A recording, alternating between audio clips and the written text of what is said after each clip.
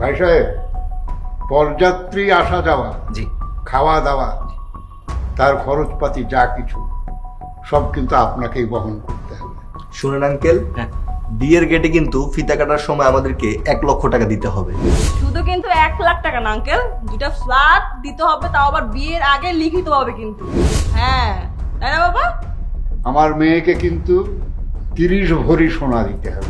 আপনার ফ্যামিলির প্রত্যেকটা মেম্বার লোভী। আপনারা লোভে পড়ে আপনাদের মেয়েকে আমার সাথে বিয়ে দিতে যাচ্ছেন। বাবা, এখানে আর এক মুহূর্ত না, চলো। অবশ্যই। ধন্যবাদ। ধন্যবাদ। আসসালামু আলাইকুম। শুনুন, আমি জানি আমার বাবা, ভাই, বোন ওরা এত কিছু বলেছে, এখন নিশ্চয়ই আপনার আর আমাকে বিয়ে করার ইচ্ছেটা নেই। তোমাদের সবার কথা শুনে মনে হচ্ছে তোমরা আমাকে বিক্রি করে দিচ্ছ, বিয়ে দিচ্ছ না। তোরা কি বুঝতে পারিস এই মানুষটা দেশের বাইরে থেকে, সে একজন প্রবাসী। আর তোদের কাছে কি মনে হচ্ছে জানোস, মানে সে একটা ব্যাংক অ্যাকাউন্ট। তোরা যে যার মতো যা বলবি তার, কারণ সে প্রবাসী, সে আমাকে বিয়ে করতে হলে তার মাথা পেতে নিতে হবে। একটা বার চিন্তা করেছিস সে কত কষ্ট করে এই টাকাগুলো উপার্জন করে? বাবা মা সব কিছু ফেলে দিয়ে প্রবাসী থেকে তাদের কত কষ্ট হয়, একবার তারা ভেবে দেখেছিস? বাইশা, আপনারা যে খাওয়া দাওয়ার আপ্যায়ন করেছেন আমরা কিন্তু খুবই খুশি হয়েছি। আমরা সব দিক দিয়ে খুশি। আলহামদুলিল্লাহ। ত্রুটিমুক্ত এই আপ্যায়নের জন্য যে আপনি আমাদের প্রশংসা করলেন, তার জন্য অনেক ধন্যবাদ। তো ভাই সাহেব, আপনার মেয়েটাকে যদি একটু আনার ব্যবস্থা করতো কেউ। মা দুলি, এই দুলি, হ্যাঁ বাবা, তোমার বোনকে একটু নিয়ে এসো তো মা। আসতেছি।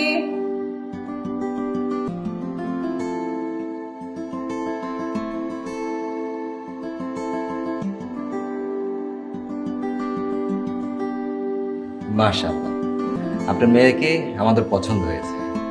আলহামদুলিল্লাহ। ভাই সাহেব, জি।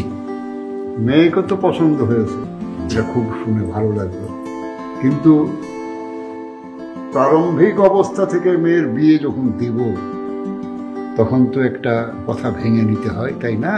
অবশ্যই অবশ্যই, বলেন বলেন। ভাই সাহেব, পরযাত্রী আসা যাওয়া, জি। খাওয়া দাওয়া, তার খরচপাতি যা কিছু সব কিন্তু আপনাকেই বহন করতে হবে। শুনেন আঙ্কেল, বিয়ের গেটে কিন্তু ফিতা কাটার সময় আমাদেরকে 1 লক্ষ টাকা দিতে হবে। শুধু কিন্তু 1 লাখ টাকা না আঙ্কেল, 2টা ফ্ল্যাট দিতে হবে, তাও আবার বিয়ের আগে লিখিত হবে কিন্তু। হ্যাঁ তাই না বাবা? আমার মেয়েকে কিন্তু 30 ভরি সোনা দিতে হবে। শুনেন আঙ্কেল, আরেকটা কথা বলি, আমার বোনের বিয়েতে কিন্তু কাবিন দিতে হবে 1 কোটি টাকা। ভাই সাহেব, তো আমাদের বা আমার ছেলের দোষটা কোথায় একটু জানতে পারি? কেন হঠাৎ করে এত কিছু চাপায় দেওয়া হচ্ছে? না, দোষের কথা নাই, কারণ আমার মেয়ে তো খুব সাধারণ না, দেখতে খালি সুন্দরী না, বিদ্যা বোধ আছে তার, এবং তাকে সামাজিক মর্যাদা রক্ষা করতে গেলে তাকে তো সেই রকম হতে হবে। আপনার বৌমা বলে কথা, তার ছেলে তো বিদেশে থাকে, তা তার সাথে স্ট্যাটাস মিলাতে গেলে তো সেই রকম যদি না হয় তাহলে কি করে হবে বলেন? গতকালকে তো আসলো মিসেস ক্যাডার। তাহলে বিসিএস ক্যাডার কি মা, জজ, ব্যারিস্টার, শিল্পপতি সবাই তো আসছে। সবাই তো চায়। হ্যাঁ হ্যাঁ, অবশ্যই আপনার মেয়ে মাশাআল্লাহ সুন্দর, এতে কোনো সন্দেহ নাই।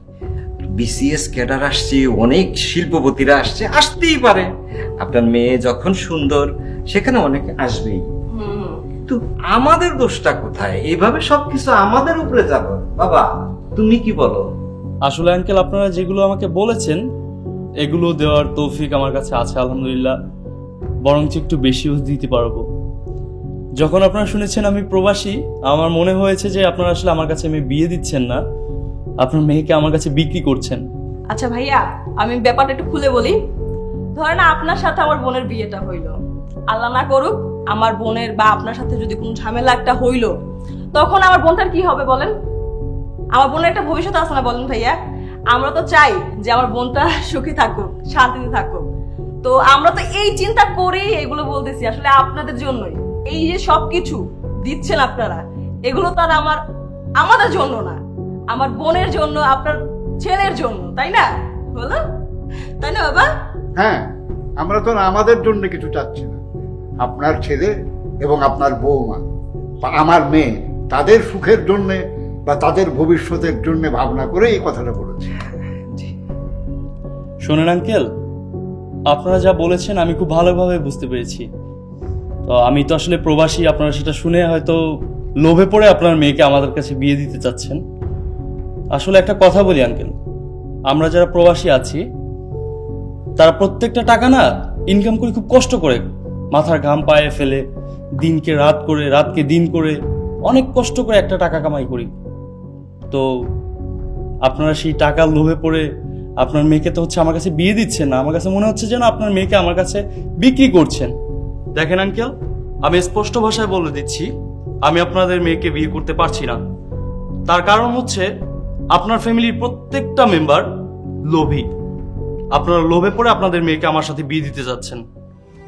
বাবা, এখানে আর এক মুহূর্ত না, চলো। অবশ্যই। ধন্যবাদ। ধন্যবাদ। আসসালামু আলাইকুম। শুনুন প্লিজ, আপনি যাবেন না বাবা। শুনুন, দেখি কি বলে। আসো, চল।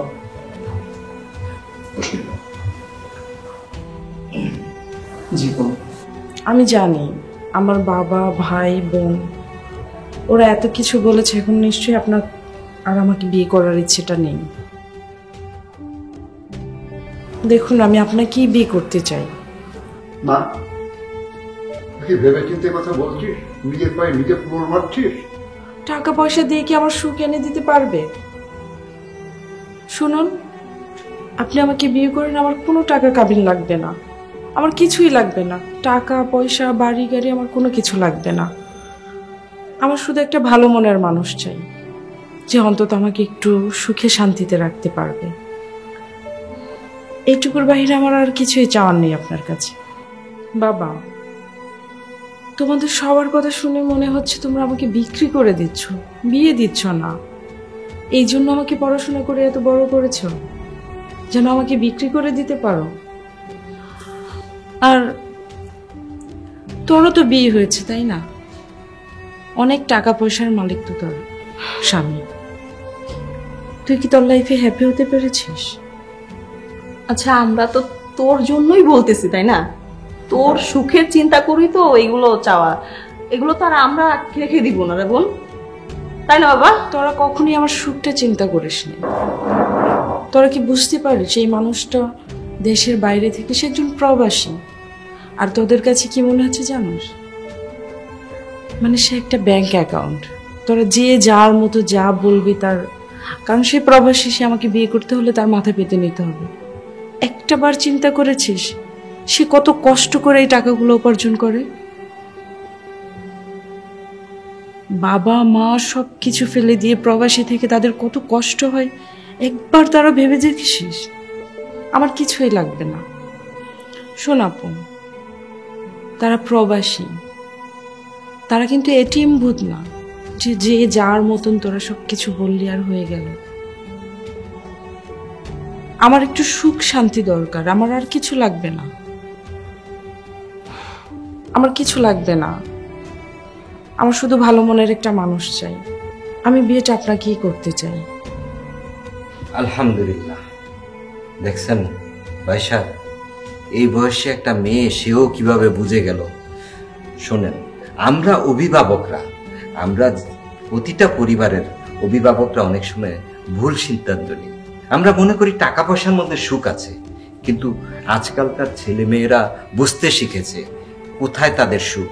আসলে টাকা পয়সা হলে সুখ হয় না, সত্যিকারের মনের মতো একটা সঙ্গী পেলে তবেই তাদের সুখ। হ্যাঁ ভাই সাহেব, আমার মেয়ের সিদ্ধান্ত এবং তার মুক্তি শুনে আমি অভিভূত খালি নয়, তার বোধ এবং চেতনাকে আমি সম্মান জানাই। সামাজিক এই ব্যবস্থাপনা অবক্ষয়ের হাত থেকে সে জাতিকে মুক্তি দিল। আমি আশা করি তারা দুজনাই সুখে শান্তিতে থাকবে। আলহামদুলিল্লাহ, আপনি খুব একটা শিক্ষণীয় কথা মেয়ের কাছ থেকে যে শুনে আপনি বলতে পারছেন, এতে আমার মনটা ভরে গেছে, আমার গর্বে মনটা ভরে গেছে।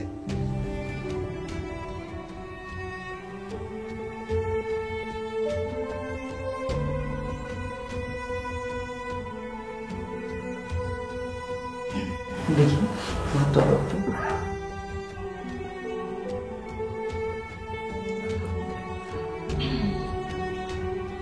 যাক, উভয় পক্ষের মতামতের পরেও এমন সুন্দর একটা কথা আমার মেয়ে, একটা শিক্ষণীয় কথা, সমাজের এর থেকে বড় শিক্ষার কিছু না। আমি অত্যন্ত খুশি হয়েছি আমার মেয়ের এই সিদ্ধান্তের জন্য। আলহামদুলিল্লাহ, আমরাও খুব খুশি হয়েছি। তোর খুশি মানে আমাদের খুশি। তাহলে আমরা হাত মিলাই, আসেন আমরা একটু বুকে দেখি।